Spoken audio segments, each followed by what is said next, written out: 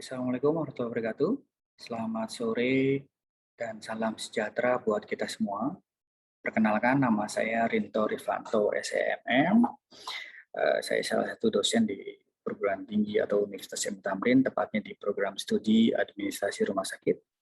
Untuk semester ini saya diberi amanah atau diberi tugas untuk mengajar mata kuliah manajemen sumber daya manusia.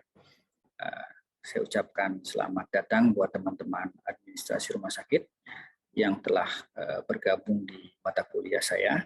Ya, saya harap teman-teman semua masih semangat, terus tetap jaga kesehatan karena memang sekarang sedang kondisi di mana pandemik masih terus ada, sehingga saya harapkan teman-teman masih terus menjaga atau menerapkan protokol kesehatan dengan baik dan benar.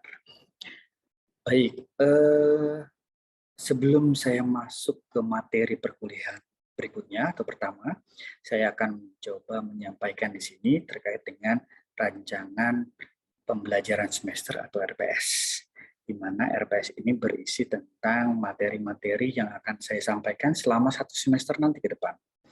Ya, untuk lebih jelasnya saya akan share screen biar teman-teman bisa melihat apa-apa saja yang materi apa saja yang akan saya sampaikan nantinya. Baik, mudah-mudahan ini bisa terlihat oleh teman-teman ya.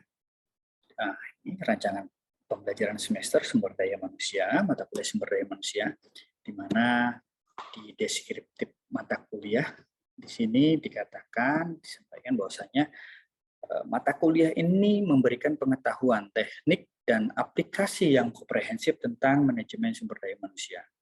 Selanjutnya, mata kuliah ini memberikan pengetahuan kepada mahasiswa mengenai pokok-pokok utama dalam bidang sumber daya manusia.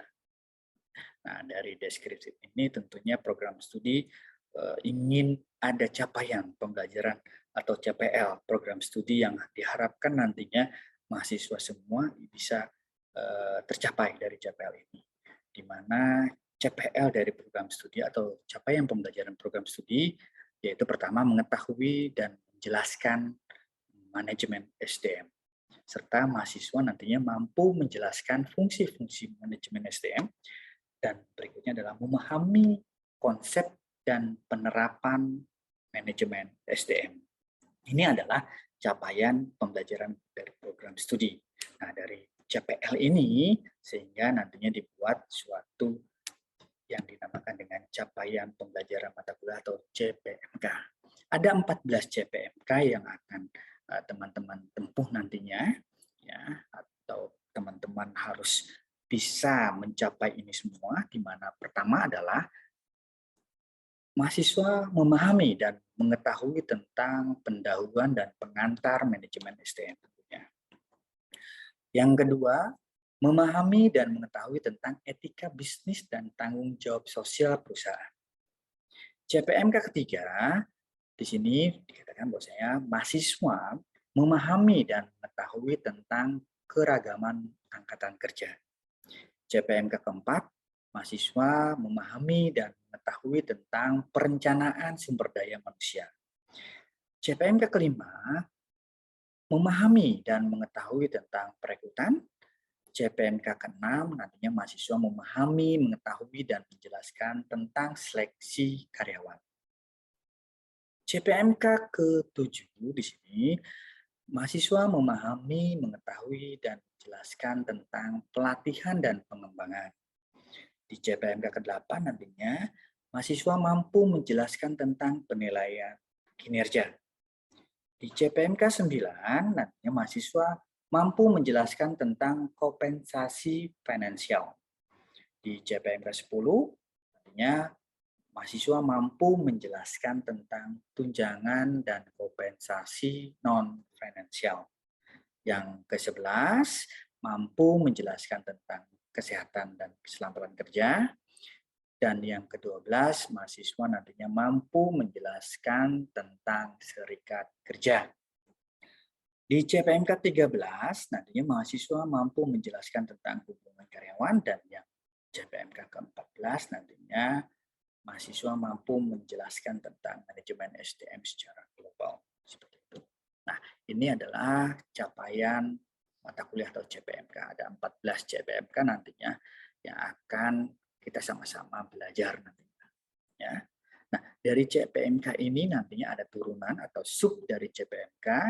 Nah, dari sub CPMK ini terdiri dari pertama, mampu menjelaskan definisi serta fungsi dari manajemen SDM.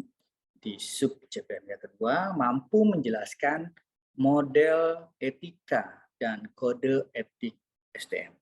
Di sub CPMK ketiga, nantinya mampu menjelaskan ragam angkatan kerja di masa depan.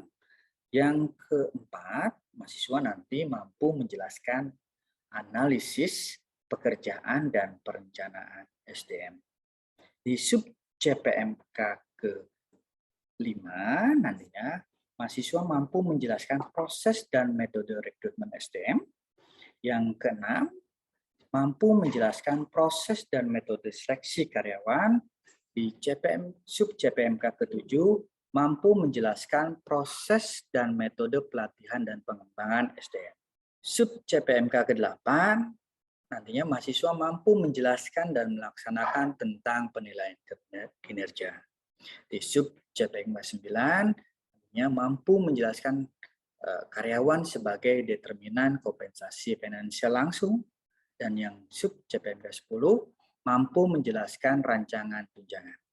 Di sub CPMK ke-11 mampu menjelaskan karakteristik dan peran K3. Dan yang ke-12 mampu menjelaskan tujuan dari serikat kerja. Sub CPMK ke-13 mampu menjelaskan definisi hubungan karyawan. Dan yang sub CPMK ke-14 yaitu mampu menjelaskan evolusi bisnis dan kompensasi sosial. Nah, ini adalah materi-materi yang akan saya sampaikan nantinya selama 1 semester. Ada 14 kurang lebih dari CPMK dan sub CPMK.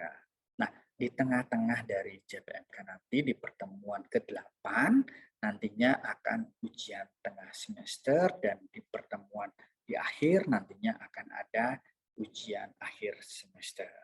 Ya, saya harapkan teman-teman bisa mampu menjalankan proses ini dengan baik nantinya. Ya. Nah, sementara untuk daftar pustaka yang saya gunakan adalah ada tiga buku, namun demikian ini adalah yang saya gunakan, tetapi tidak menutup kemungkinan teman-teman boleh mencari buku apa saja yang terkait dengan manajemen sumber daya manusia. Ya, saya harapkan teman-teman memiliki buku, salah satu buku tentang manajemen SDM, supaya nantinya teman-teman bisa mendapatkan ilmu yang lebih atau materi yang lebih tentang manajemen SDM. Ya, ada saya memakai Henry Shimamura, Harutani Handoko yang saya gunakan untuk selama perkuliahan ini. Tetapi ini tidak untuk kemudian nanti akan ada buku-buku yang lain yang kita sama-sama gunakan nantinya. Ya. Nah, itu adalah dari RPS-nya. Nah, terkait dengan penilaian nantinya, ya, penilaian dari mata kuliah saya tentunya ada grade yang memang teman-teman bisa capai nantinya. Yang pertama adalah dengan nilai predikat sangat bagus, jadi kalau di huruf A ya, atau nilai A, yang dimana kalau kita kalkulasi dengan angkanya di antara 81 sampai 100. Lalu predikat bagus, yaitu nilai B, angkanya di 71 sampai 80, dan kurang bagus ada di 60 sampai 70. Dan yang buruk ada di 50 sampai dengan 59, buruk sekali atau E ada di kurang dari 50. Saya harapkan teman-teman mampu mengejar nilai-nilai ini dengan yang sangat baik tentunya, ya. Ya, mudah-mudahan semuanya mendapatkan nilai yang sangat bagus atau minimal bagus tentunya, supaya nanti teman-teman tidak mengulang. Kalau tidak lulus nantinya teman-teman akan mengulang di semester berikutnya. Dan untuk yang tidak lulus biasanya ini adalah nilainya D atau E. Saya harapkan teman-teman itu tidak mendapatkan nilai tersebut, ya. Nah, itu yang untuk penilaiannya.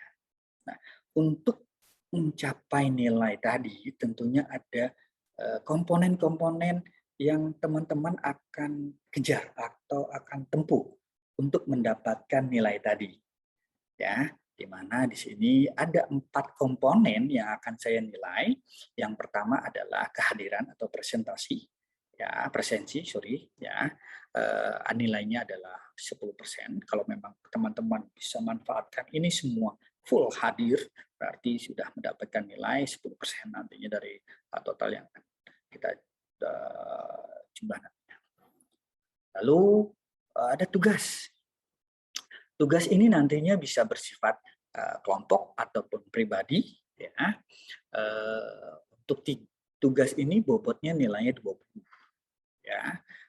Nanti saya akan berikan tugas-tugas secara mandiri ataupun kelompok yang akan kita berikan di materi-materi tertentu tentunya, ya, seperti itu. Dan komponen berikutnya ada ujian tengah semester atau UTS. Di sini di pertemuan ke-8 setelah 7 ya, akan ada ujian tengah semester, bobot nilainya yaitu 30%. Ya, ujian tengah semester. Seperti itu. Dan komponen yang terakhir yaitu di ujian akhir semester atau nilai UAS. Sebobotnya adalah sebesar 40%.